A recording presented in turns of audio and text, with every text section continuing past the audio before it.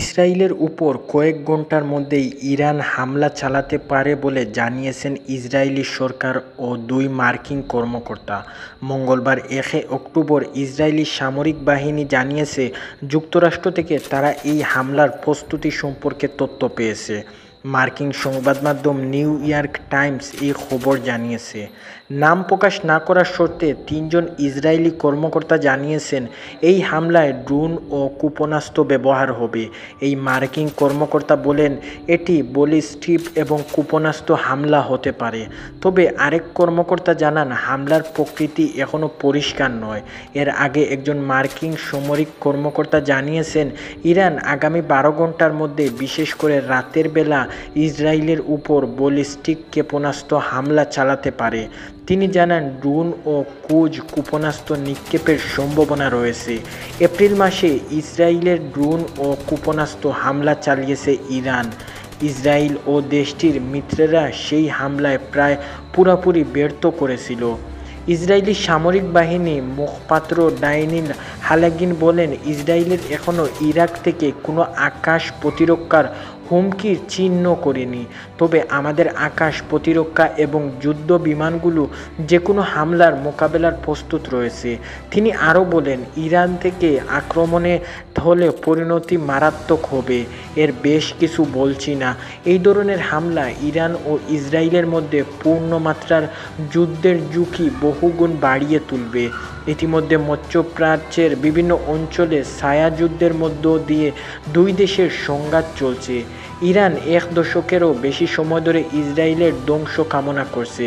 অন্যদিকে ইসরায়েল ইরানের প্রভাব খর্ব এবং তাদের পারমাণবিক ও কর্মসূচির ধ্বংস ও সরকারের পতন ঘটানোর চেষ্টা চালিয়ে যাচ্ছে ইসরায়েল। সম্প্রতি এই দুই দেশের মধ্যে সরাসরি সংঘাতের আশঙ্কা বেড়েছে, বিশেষ করে ইসরায়েলের গাজা ও লেবাননের হিজবুল্লাহ এবং ইয়েমেনের হুথি এবং বিদ্রোহীদের সঙ্গে ক্রমবর্ষ উত্তেজনার কারণে।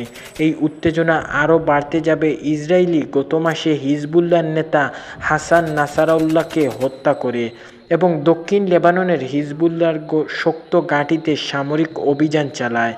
ইরান হিজবুল্লাহকে সহায়তা করার চাপে রয়েছে, তবে তারা ইসরায়েলের প্রতিশোধমূলক আক্রমণের ভয়ে ত্রস্ত। তাদের আশঙ্কা, ইসরায়েলের পারমাণবিক কর্মসূচি ধ্বংস করতে পারে কিংবা শীর্ষ ইরানি নেতাদের হত্যা করতে পারে। ৩ জন ইসরায়েলি কর্মকর্তা জানিয়েছেন, ইসরায়েলের পরিকল্পিত হামলার লক্ষ্যে ৩টি সামরিক বিমান ঘাঁটি এবং তেল আবিবের উত্তরে অবস্থিত একটি গোয়েন্দা সদর দপ্তর। মঙ্গলবার দুপুরে এই সদর দপ্তর খালি করে ফেলা হয়েছিল। এর আগে এপ্রিল মাসে ইরান ইসরায়েলের উপর ক্ষেপণাস্ত্র ও ড্রোন হামলা চালায়। এই সময় ইসরায়েলি যুদ্ধ বিমান এবং সিরিয়ায় থাকা ইরানি শীর্ষ কমান্ডারদেরকে হত্যা করেছিল। তখন উভয় পক্ষই বড় ধরনের যুদ্ধ এড়াতে চেয়েছিল, কিন্তু কটূক্তি ও বিশেষজ্ঞরা বলেছেন, এখন পূর্ণাঙ্গ যুদ্ধের আশঙ্কা অনেক বেশি। ইরানের নতুন হামলার পর ইসরায়েল পাল্টা আঘাত করতে প্রস্তুত রয়েছে।